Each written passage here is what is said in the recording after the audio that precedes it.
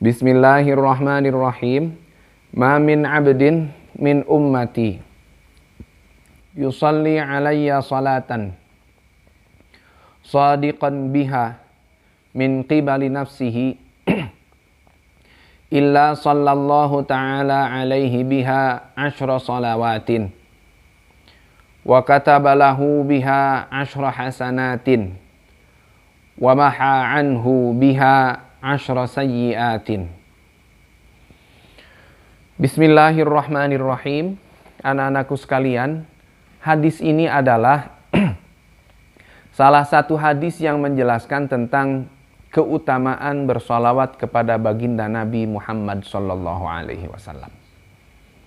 Di sini dijelaskan, disabdakan oleh baginda Nabi sallallahu alaihi wasallam, barang siapa dari umatku yang melantunkan sholawat kepadaku 1 kali saja, tapi sholawat yang dilantunkan yang 1 kalinya ini betul-betul shadiqan biha min qibali nafsi, yang betul-betul ia lantunkan, yang betul-betul ia ucapkan sholawatnya itu betul-betul dari hatinya, betul-betul dari jiwanya, betul-betul dari dirinya. Jadi gimana? Memang sholawatnya ini ia lakukan, ia lantunkan sholawatnya ini karena dasarnya memang cinta kepada Nabi Muhammad sallallahu alaihi wasallam. Cinta kepada baginda Nabi Muhammad sallallahu alaihi wasallam. Atau paling tidak karena sholawatnya ini ia betul-betul ucapkan karena menjalankan perintah Allah Subhanahu wa ta'ala. Karena firman Allah di dalam Al-Qur'an, innallaha wa malaikatahu yusholluna 'alan nabi ya ayyuhalladzina amanu shallu 'alaihi wa sallimu taslima. Ini kan perintah dari Allah. Allah memerintah kepada kita sebagai orang-orang yang beriman.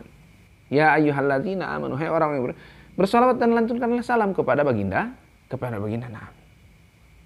Ini yang betul-betul keluar dari panggilan jiwanya, panggilan hatinya.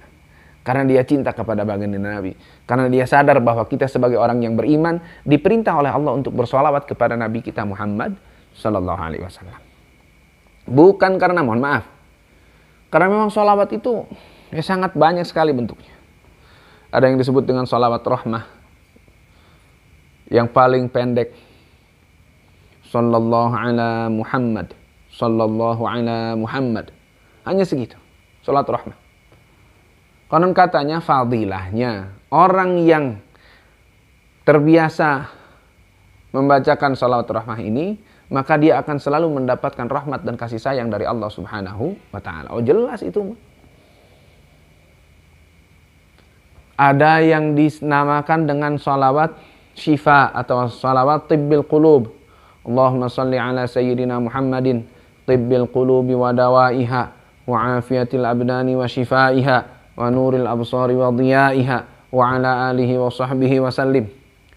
Ada salawat mubram, ada salawat istighatsah, ada salawat nariyah, salawat kamilah, salawat munfarijah, dan banyak lagi salawat-salawat yang lain. Kadang di sini kita terjebak dengan makna salawat. Kadang di sini kita terjebak dengan nama sholawatnya itu.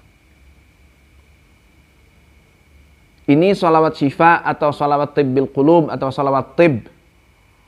Ya, memang dilihat di dalamnya artinya juga Allahumma sholli ala sayyidina Muhammadin tibbil qulub. Ya Allah, limpahkanlah sholawat kepada Nabi Muhammad SAW. Tibbil qulub sebagai obatnya hati. Tibbil qulubi wa dawaiha. Wa afiyatil abdani wa shifaiha. Dan yang akan memberikan afiah kepada badan kita. Wa nuril absari wa dhiyaiha. Penglihatan yang akan memberikan penerangan sehingga kita bisa melihat dengan terang, dengan jelas, dengan benar, enggak salah pandang, sehingga kepikiran pun nanti kita pengaruhnya akan benar. Wa ala alihi washabbihi wasallim.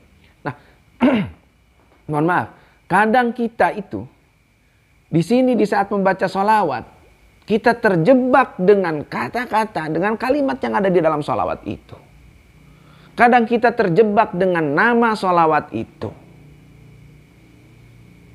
Salah satu contoh, ada santri dikasih ijazah sama gurunya, dikasih ijazah sama kiainya. Nina, kamu amalkan sholawat ini. Kalau dia berani bertanya, dia nanya, ini namanya sholawat apa? Ini nanti fadilahnya apa? Loh, nggak usah begitu. Karena kalau kita sudah betul-betul bisa bersolawat dengan ikhlas, bersolawat atas dasar cinta kepada Nabi, atas dasar diperintah oleh Allah untuk bersolawat kepada Nabi, makna yang tersusun, makna yang terangkai di dalam kalimat-kalimat yang ada di dalam salawat itu akan datang sendiri. Itu akan datang sendiri. Coba sekarang kita belok dulu dengan salah satu hadis yang lain.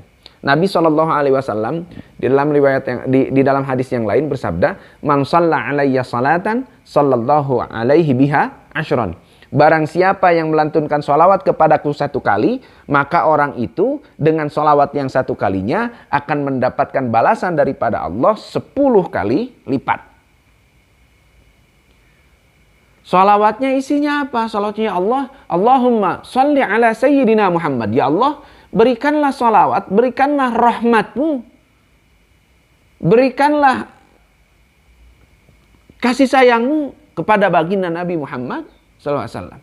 Di sholawat itu kita akan minta supaya kanjeng Nabi, supaya Allah memberikan kasih sayangnya, supaya Allah memberikan melimpahkan rahmatnya kepada kanjeng Nabi. Sekali kita meminta supaya Allah memberikan sholawatnya, rahmatnya kepada kanjeng Nabi, maka kita yang melantunkan sholawat itu akan dibalas oleh Allah 10 kali lipatnya. Berarti dengan satu kali bersolawat kita kepada kanjeng Nabi, Allah akan memberikan 10 rahmat ke kita, kepada yang melantunkannya. Akan memberikan 10 kasih sayang Allah ke kita. Sekarang gini, kalau kita sudah mendapatkan kasih sayang Allah, kalau kita sudah mendapatkan rahmat Allah di alam semesta ini, di dunia bahkan sampai nanti di akhirat, apa sih yang lebih utama daripada rahmat Allah? Ada lagi nggak yang lebih utama daripada rahmat dan ridhonya Allah? Karena semua yang ada di alam semesta ini, di dunia ini semua bisa tercipta. Di dunia ini bisa berjalan kehidupan seperti normalnya sesuai dengan yang kita lihat sekarang ini. Bahkan sedang ada wabah segala macam ini, corona segala macam. Tetap aja orang yang beriman kepada Allah, orang yang mendapatkan rahmat dari Allah, tetap aja bisa hidup dengan biasa. Walaupun ada gangguan ini dan itu, gangguan halangan ini dan itu, tetap aja kalau orang yang mendapatkan rahmat dari Allah tetap bisa hidup. Ini semua bisa berjalan, kita bisa hidup seperti ini. Apalagi kalau bukan karena rahmat dan kasih sayang Allah Subhanahu wa ta'ala. Kalau melihat ke situ saja, bahwa satu kali sholawat yang kita lantunkan, kita mintakan kepada Allah supaya Allah memberikan rahmat kepada Nabi Muhammad SAW. Satu kali kita minta itu, Allah akan membalasnya 10 kali. Dengan seperti itu berarti kita akan mendapatkan rahmat dari Allah. Maka kalau kita sudah yakin seperti itu, Allahumma sholli ala sayyidina Muhammad. Ya Allah, berikan rahmatmu kepada Nabi kita Muhammad SAW. Nanti Allah langsung membalasnya dengan 10 kali lipat. Sudahlah, tidak usah memikirkan lagi. Ini sholawat apa sih fadilahnya? Ini sholawat ini apa sih gunanya? Ini sholawat ini harusnya dibacanya berapa kali sih? Harus dipuasain? Enggak usah lagi ke situ. Ya, memang iya. Sholawat kepada kanjeng Nabi itu berbeda dengan wirid yang lain. Berbeda dengan doa yang lain. Ada yang meyakini, mengajarkan kepada kita bahwa sholawat itu asalkan kita mau melantunkannya kapan saja, itu bisa sampai kepada kanjeng Nabi. Dan kalau sudah sampai kepada, berarti Allah akan membalasnya sholawat itu kepada kita. Kenapa? Karena Allah memang betul-betul cinta kepada baginda Nabi Muhammad Sallallahu Alaihi Wasallam. Bahkan di sini, kita kembali ke sini, kalau si hamba dari umat Nabi Muhammad SAW ini, yusalli alayya salatan sadiqan biha min qibali nafsih. Itu salawat yang memang betul-betul ia haturkan, ia lantunkan, memang dari jiwanya, yang berdasarkan kepada cinta kepada kanjeng Nabi, atau paling tidak berdasarkan karena diperintah oleh Allah Subhanahu wa taala untuk bersolawat kepada kanjeng Nabi. Entahlah pakai solawat yang mana, mau solawat yang pendek, mau yang pertengahan, yang sedang, mau yang panjang. Asal solawatnya betul-betul ia haturkan dari jiwanya, maka apa yang akan ia dapatkan? Illa sallallahu ta'ala alaihi biha asyra salawatin. Satu kali solawat yang kita lantunkan kepada kanjeng Nabi, dengan betul-betul tulus kita melantunkannya, maka Allah akan membalasnya dengan 10 kali lipat. Kita akan mendapatkan 10 rahmat dari Allah. Kemudian, wa kataba lahu biha asyra hasanatin. Satu salawat itu yang tadi seperti itu akan dijadikan atau akan dibalas oleh Allah, dicatatkan sebagai 10 kebaikan. Dapat 10 rahmat, 10 kasih sayang Allah, dicatatkan oleh Allah sebagai 10 kebaikan. Wa maha anhu biha asyra sayyiatin. Dan dengan satu salawat yang tadi dilantunkan seperti itu, Allah akan menghapuskan dari orang itu 10 kejelekan. Allah akan menghapuskan dari orang yang salawat itu 10 kejelekan yang pernah dia lakukan. Betapa hebatnya, betapa utamanya bersolawat kepada baginda Nabi Muhammad sallallahu alaihi wasallam. Sekali lagi ulang di sini, barang siapa dari hamba umat Nabi Muhammad sallallahu alaihi wasallam yang melantunkan solawat kepada kanjeng Nabi, satu kali solawat yang memang betul-betul keluar dari jiwanya karena cinta kepada kanjeng Nabi, atau paling tidak karena sadar dan ingat karena itu merupakan perintah dari Allah Ta'ala, maka satu kali salawat yang seperti itu akan dibalas dengan 10 kali lipat rahmat dari Allah. Juga akan dituliskan oleh Allah sebagai 10 kebaikan. Juga orang itu akan dihapuskan oleh Allah 10 kejelekan yang pernah dia lakukan. Dan banyak lagi keutamaan-keutamaan salawat yang tersebar di dalam hadis-hadis baginda Nabi, yang tersebar di dalam ayat Al-Quran dan tafsir-tafsirnya, yang tersebar dari pengalaman yang sudah didapatkan oleh para ulama salih, para pendahulu kita, yang memang betul-betul mengajarkan kita, menjelaskan tentang sholawat bukan hanya karena teorinya, tapi memang betul-betul karena sudah mengalaminya. Karena betul-betul sudah mengalaminya. Banyak sekali cerita-cerita yang memang itu hanya cerita, tapi yang namanya pengalaman,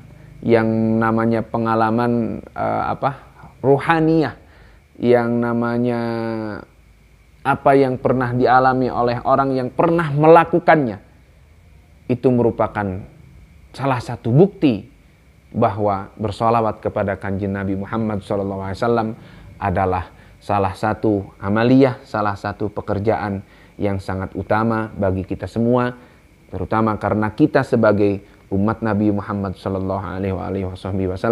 dan juga kita didorong terus agar kita betul-betul cinta kepada kanjeng Nabi, cinta kepada Allah Subhanahu wa ta'ala.